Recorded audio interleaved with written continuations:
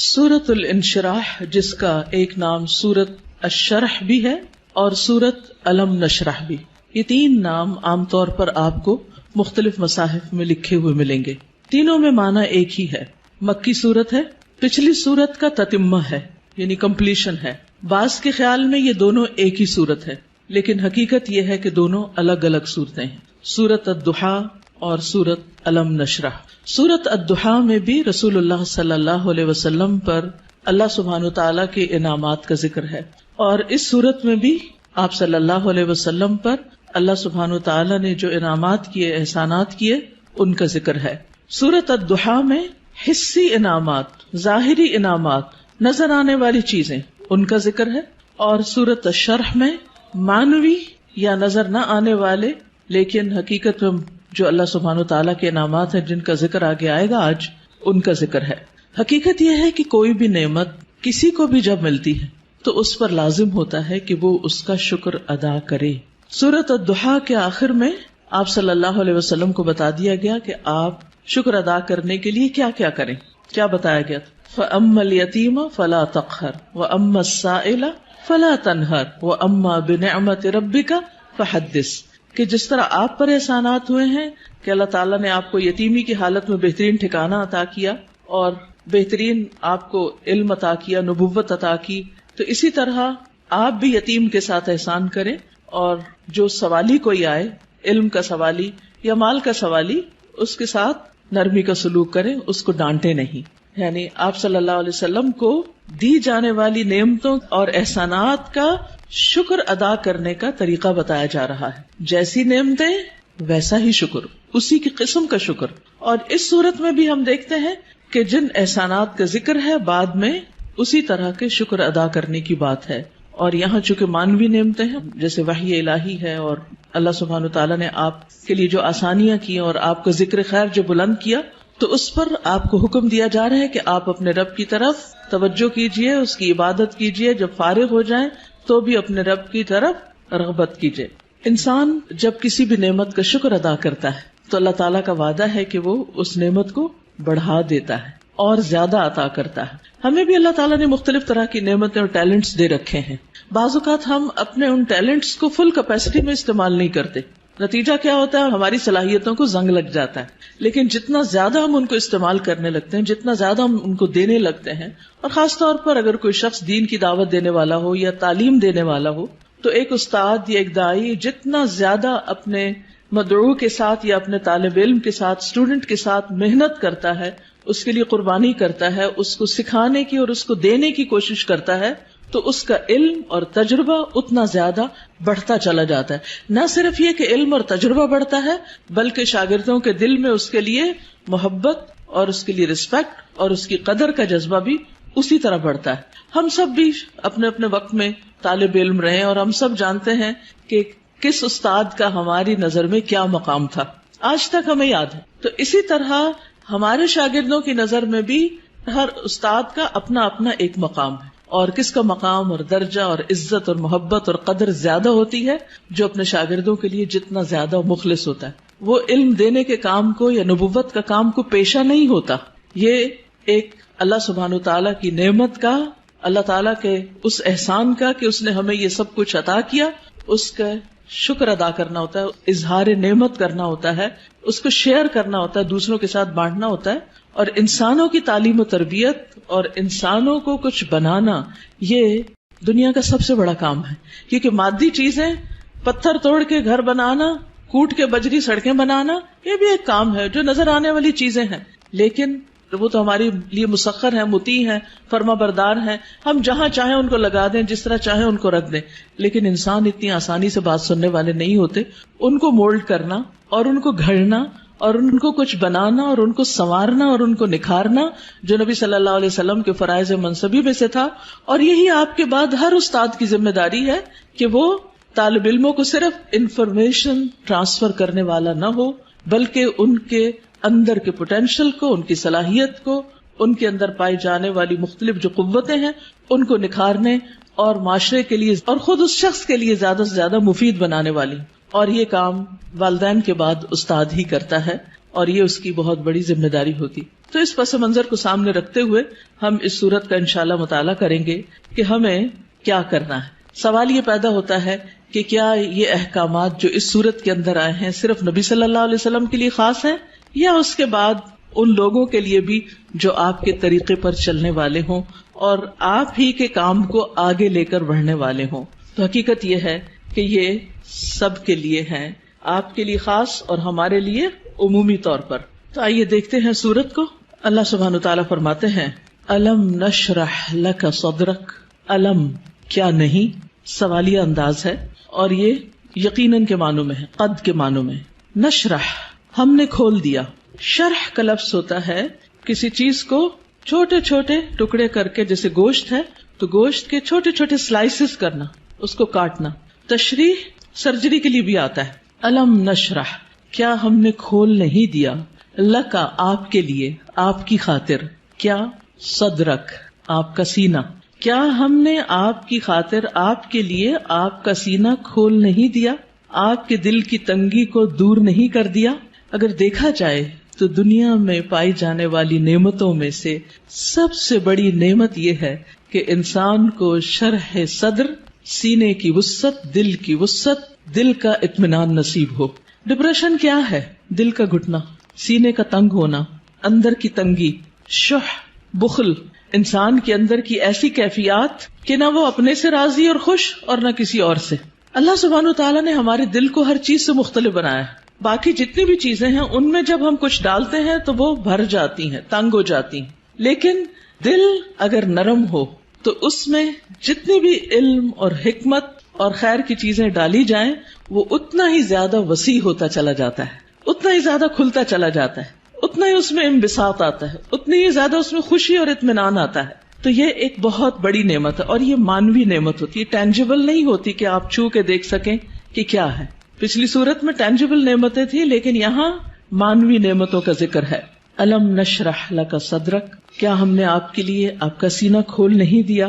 جب سینہ کھلتا ہے تو مشکل سے مشکل، پیچیدہ سے پیچیدہ اور کمپلیکیٹڈ معاملات سمجھ میں آنے لگتے ہیں. انسان چیزوں کی تہ تک پہنچنے لگتا ہے، اس کو گہرائی نصیب ہوتی ہے، اس میں وزڈم آتی ہے، اس میں ڈیپتھ آتی ہے اور انسان دور تک سوچنے لگتا ہے.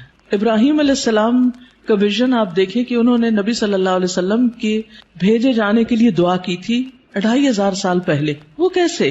ان کو یہ ضرورت کیوں محسوس ہو گئی اور انہوں نے اپنی دعا میں یہ دعا کیوں شامل کی کہ اللہ ان کے اندر سے ایک شخص ایسا اٹھانا جو ان کی تعلیم و تربیت کرے. ہم ایسی بات کیوں نہیں سوچتے؟ ہمیں ایسے خواب کیوں نہیں نظر آتے؟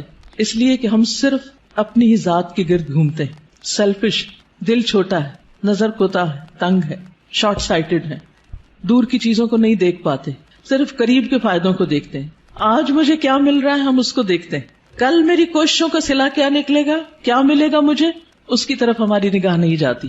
لہٰذا جو لوگ شارٹ ٹرم گولز کے لیے کام کرتے ہیں وہ کوئی بڑا کام کبھی بھی نہیں کر سکتے، اور جو لوگ دور تک سوچتے ہیں اور وہ وہی سوچتے ہیں جن کے اندر وسعت ہوتی، جن کا دل بڑا ہوتا ہے، جن کی نگاہ دور تک دیکھتی ہے. تو الم نشرح لک صدرک کیا ہم نے آپ کے لیے آپ کا سینہ کھول نہیں دیا. آپ کے لیے اللہ سبحانہ و تعالیٰ نے خیر اور بھلائی کے رستے کھول نہیں دیے، کیونکہ جب تک دل کھلتا نہیں، یہاں صرف دل کی بھی بات نہیں کی پورے سینے کی گئی، چیسٹ، اور چیسٹ کے اندر دل، چیسٹ کی جگہ زیادہ ہوگی تو پھر باقی چیزوں کے اندر بھی وسعت آئے گی. تو نبی صلی اللہ علیہ وسلم کو اللہ سبحانہ و تعالیٰ نے یہ خاص صلاحیت دی تھی جس کی وجہ سے آپ نبوت کا کام لینے کے قابل ہوئے تھے. اسی لیے قرآن آپ کے قلب پر نازل ہوا تھا اور آپ نے اس کو محفوظ کیا تھا. اسی لیے پھر اس کو صحیح طور پر سمجھ کر آگے بیان کیا تھا، کیونکہ ان سب چیزوں کا تعلق شرح صدر کے ساتھ ہوتا ہے. یہی وجہ ہے کہ ہم دیکھتے ہیں کہ موسیٰ علیہ السلام جب اللہ سبحانہ تعالیٰ نے ان سے بات کی، ہم کلام ہوئے اللہ تعالیٰ، اور ان کو اپنے کام کے لیے چن لیا، وَاصْطَنَعْتُكَ لِنَفْسِي، اور اللہ تعالیٰ نے ان کو اپنی رسالات سے نوازا، تو انہوں نے سب سے پہلی دعا کیا مانگی؟ رب اشرح لی صدری ویسر لی امری واحلل عقدۃ من لسانی یفقہوا قولی، کہ اللہ میرا سینہ کھول دے، یہ ساری بات مجھے بھی سمجھ آئے اور دوسروں کو بھی سمجھ آئے، اور میرا کام آسان کر دے، اور میری زبان کی گرہ کھول دے تاکہ لوگ بات سمجھ سکیں، اور مجھے میرے گھر والوں میں سے ایک مددگار میرے بھائی ہارون کو عطا کر. تو بہرحال اللہ سبحانہ تعالیٰ جس کے ساتھ بھلائی کا ارادہ کرتا ہے من یرد اللہ بہ خیرا یفقہہ فی الدین، اور پھر افمن شرح اللہ صدرہ، کیا بھلا وہ جس کا سینہ اللہ نے کھول دیا، فہو علی نور من ربہ، اور وہ اپنے رب کی طرف سے ایک نور پر ہو. تو جس کا سینہ اللہ تعالیٰ کھول دے، اور خصوصاً جس کو اللہ ہدایت دینا چاہتا ہے، صحیح راستہ دکھانا چاہتا ہے، تو اس کے بارے میں کیا فرمایا؟ من یرد ان یہدیہ یشرح صدرہ للاسلام، جس کو اللہ ہدایت دینا چاہتا ہے اس کا سینہ اسلام کے لیے کھول دیتا ہے، اس کو وسعت عطا کر دیتا ہے، اس کے دل میں پھر اسلام کی محبت پیدا ہو جاتی، وہ اس کے لیے کچھ کرنا چاہتا ہے. اور ساری قربانیاں اس کے بعد ہی ہوتی ہیں جب انسان کا سینہ کھل جاتا ہے. اور پھر آپ دیکھیں کہ سینہ تنگ کب ہوتا ہے، دل تنگ کب ہوتا ہے؟ جب لوگ ہم پہ باتیں کرتے ہیں، جب لوگ ہمیں ہرٹ کرتے ہیں، تو پھر ان کی طرف سے ہمارا دل تنگ ہو جاتا ہے، پھر ہم معاف نہیں کر سکتے، پھر ہم اپنے دل میں حسد اور بغض اور ان چیزوں کو بھر لیتے ہیں، پھر ہم ان لوگوں کے ساتھ خیر اور بھلائی نہیں کر سکتے. لیکن آپ دیکھیے کہ پیغمبروں کو لوگوں نے کون سا لقب ہے جو نہیں دیا، ساحر، کاہن، مجنون، شاعر، نہ جانے کیا کچھ. لیکن کیا انہوں نے ان باتوں کو دل میں رکھا اور لوگوں سے انتقام لیے اور جوابی کارروائیاں کی، یا ان کو معاف کر کے پھر بھی ان کی ہدایت کی دعائیں کرتے رہے؟ جنہوں نے پتھر مارے طائف کے سفر پر، آپ نے ان کے لیے کیا کیا؟ ان کے لیے بھی دعائیں کی. ہر موقع پر نہ صرف یہ کہ نبی صلی اللہ علیہ وسلم نے، بلکہ باقی پیغمبروں میں. آج بھی جو شخص واقعی سچے دل سے اسلام کی خدمت کرنا چاہتا ہے، یعنی جس کے دل میں اسلام کی خدمت کا جذبہ ہے، اسے لازمی طور پر اپنے دل کی وسعت کے لیے دعا کرنی، اسے اپنے دل کو کھلا کرنا ہوگا، اسے لوگوں کو معاف کرنا ہوگا، اسے لوگوں کی غلطیوں سے درگزر کرنا ہوگا. اس کے علاوہ بعض لوگوں نے اس کا یہ معنی بھی بیان کیا ہے کہ نبی صلی اللہ علیہ وسلم کا شق صدر کیا گیا تھا، آپ کے سینے کو واقعی لٹرلی کھولا گیا تھا 2 مرتبہ، ایک دفعہ بچپن میں اور ایک دفعہ بڑے ہو کر معراج کے موقع پر. اور اس میں کیا ہوا تھا کہ آپ صلی اللہ علیہ وسلم کے پاس جبریل آئے، انہوں نے آپ کا سینہ کھولا، ساتھ ان کے سونے کا پیالہ تھا جس میں زمزم کا پانی تھا، آپ کا دل نکالا گیا اور پھر اسے زمزم کے پانی سے دھویا گیا اور واپس اس میں ایمان اور حکمت بھر کے اندر رکھ دیا گیا. تو لٹرلی بھی آپ کے سینے کو کھول کر آپ کو، یعنی کہ آپ کے دل کو صاف کر دیا گیا، اور اس میں کسی کے لیے کسی طرح کبھی کوئی حسد، بغض اور کوئی بھی چیز باقی نہ رہی. اور آج اسی چیز کی ہم سب کو بھی ضرورت ہے کہ ہمارے دلوں میں کسی کے لیے کوئی نفرت اور کوئی بھی حسد اور بغض نہ ہو، لوگوں کو معاف کرنا جانے اور خوش رہیں، مطمئن رہیں. ایسے ہی دلوں کے اندر ایمان آتا ہے، ایمان بڑھتا ہے، ایمان کی زینت ہوتی ہے، اور پھر ایسے ہی لوگوں کو ہدایت ملتی ہے، حق کی معرفت ملتی ہے. تو الم نشرح لک صدرک، جب سینہ کھلتا ہے تو انسان تقدیر پر بھی راضی ہو جاتا ہے. انسان چھوٹی چھوٹی باتوں کو لے کے بیٹھ نہیں جاتا، انسان اپنے وقت کو ضائع نہیں کرتا، انسان تقدیر پر راضی ہو جاتا ہے. انسان کا پھر عبادت میں دل لگتا ہے، عبادت کی طرف لپکتا ہے، عبادت کی طرف دوڑتا ہے. نماز پھر قرۃ عین لگتی ہے، آنکھوں کی ٹھنڈک لگتی، نماز پھر بوجھ نہیں لگتی. اللہ تعالیٰ کے کسی بھی حکم کو اپنانا مشکل نہیں لگتا، اور یہ صرف اس وقت ہوتا ہے جب انسان کا سینہ کھل جاتا ہے. الم نشرح لک صدرک، اور پھر کوئی بات سمجھنے میں رکاوٹ نہیں آتی. انسان بنا کہے دوسروں کی باتیں سمجھنے لگتا ہے، اسے دوسروں کی ضروریات نظر آنے لگتی ہیں، وہ دوسروں کی کیئر کرنے لگتا ہے. دوسری نعمت جس کا ذکر کیا گیا، وَوَضَعْنَا عَنْكَ وِزْرَكَ، اور ہم نے اٹھا دیا آپ سے، ہٹا دیا آپ سے، وزرک آپ کا بوجھ. وضع عن کا مطلب ہوتا ہے کسی چیز کو اٹھا لینا، اور وزر کہتے ہیں بھاری بوجھ کو. اور وزر قرآن مجید میں گناہ کے معنی میں بھی آتا ہے، غم کے معنی میں بھی. اب یہاں نبی صلی اللہ علیہ وسلم سے ان کے بوجھ ہٹا دیے گئے. اور یہاں پر آپ دیکھیں سورۃ الضحیٰ میں جو انداز تھا وہ کیا تھا کہ الم یجد کا یتیمن، سیکنڈ پرسن، الم یجد کا یتیمن، کیا اس نے آپ کو یتیم نہ پایا، فآوا ووجدک ضالا فہدی ووجدک عائلا فاغنی. لیکن یہاں زیادہ پرسنل انداز ہے، ووضعنا عنک وزرک، ہم نے آپ کا بھاری بوجھ آپ سے ہٹا دیا. اس بوجھ سے مراد کیا ہے؟ اس کے کئی معنی لیے گئے ہیں. نمبر 1 یہ کہ آپ کے دل پر نبوت سے پہلے جو ایک خاص بوجھ تھا، آپ کے ذہن میں کچھ سوالات تھے جن کا آپ جواب چاہتے تھے، آپ زندگی میں کچھ کرنا چاہتے تھے. آپ صلی اللہ علیہ وسلم اسی لیے شہر کو چھوڑ کر پہاڑ پر چلے جاتے، ہرا میں چلے جاتے تھے. تو جب اللہ سبحانہ و تعالیٰ نے آپ کو قرآن دیا نبوت دی تو آپ کے سوالوں کے جواب آپ کو ملنے لگے اور آپ کے بوجھ آپ سے دور ہو گئے. اسی طرح یہ معنی بھی کیا جاتا ہے کہ آپ صلی اللہ علیہ وسلم پر جو وحی کے نازل ہونے کے بعد ایک خاص کیفیت طاری ہو گئی تھی، آپ کے اندر ایک خوف کی کیفیت تھی. آپ واپس گئے اور آپ اپنی بیوی سے کہنے لگے کہ آپ مجھے کمبل اڑا دیں، چادر اڑا دیں.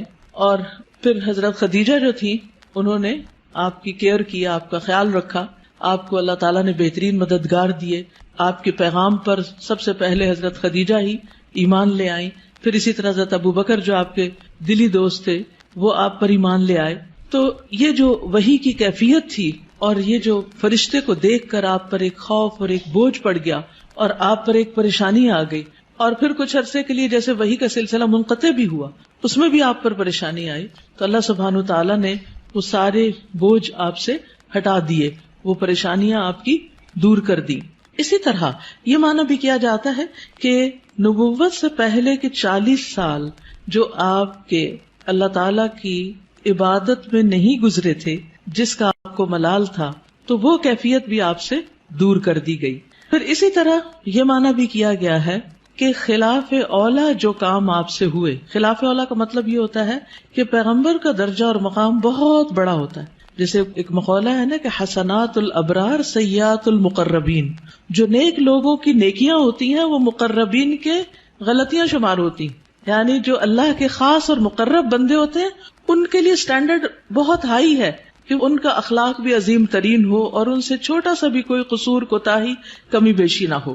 لیکن نبی صلی اللہ علیہ وسلم انسان بھی تھے. جیسے عبس وتولی میں آیا کہ ایک شخص آپ کے پاس آیا کچھ پوچھنے کے لیے، آپ نے تھوڑی سی اس سے بے رخی برتی. تو یہ بے رخی کیا تھی؟ یہ اللہ سبحانہ تعالیٰ کی نگاہ میں ایک قصور تھا آپ کا.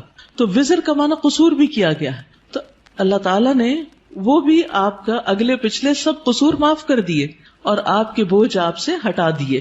وَوَضَعْنَا عَنْكَ وِزْرَكَ الَّذِي أَنْقَضَ ظَهْرَكَ، وہ جس نے آپ کی کمر توڑ دی، یعنی آپ کو جس کا بہت زیادہ بوجھ محسوس ہوتا تھا. نقیض ہوتا ہے کسی چیز کو اس طرح توڑنا کہ اس میں سے کڑکڑانے کی آواز ہو، یعنی کڑکڑاہٹ. جیسے چارپائی کے اوپر اگر زیادہ لوگ بیٹھ جائیں تو کیا ہوتا ہے، یا کبھی کرسی کے اوپر کوئی بھاری شخص بیٹھ جائے تو اس کے اندر سے جو آواز نکلتی ہے نا، تو وہ کیا کہلاتی ہے؟ نقیض کہلاتی ہے. تو انقضا ظہرک یعنی جس نے آپ کی پیٹھ کو بوجھل کر دیا تھا، آپ کے اوپر ایسی ذمہ داری آ پڑی تھی کہ آپ اس کی وجہ سے بہت دبے ہوئے یا آپ بہت اس کی وجہ سے بوجھل محسوس کر رہے تھے، تو اللہ سبحانہ تعالیٰ نے وہ بھی آپ سے دور کر دیا. وَرَفَعْنَا لَكَ ذِكْرَكَ، اور آپ کا ذکر خیر بلند کر دیا، یعنی آپ کو شہرت عطا کی، آپ کو بلندی عطا کی. نہ صرف یہ کہ آپ کو، بلکہ آپ کے ذکر کو، یعنی آپ کے نام کو، آپ کے مقام کو، آپ کے درجے کو بہت بلندی ملی. اور اس کے لیے ایک حدیث میں آتا ہے کہ نبی صلی اللہ علیہ وسلم نے فرمایا کہ جبریل علیہ السلام میرے پاس آئے اور کہا کہ آپ کا رب کریم پوچھتا ہے کہ آپ کیا جانتے ہیں کہ میں نے آپ کے ذکر کو کس طرح بلند کیا ہے؟ رفعنا لک ذکرک کیسے ہوا؟ میں نے جواب دیا کہ اس حقیقت کو اللہ تعالیٰ ہی بہتر جانتے ہیں. تو اللہ تعالیٰ نے فرمایا کہ آپ کے ذکر کی بلندی کی کیفیت یہ ہے کہ جہاں میرا ذکر کیا جائے گا وہاں آپ کا بھی ذکر کیا جائے گا.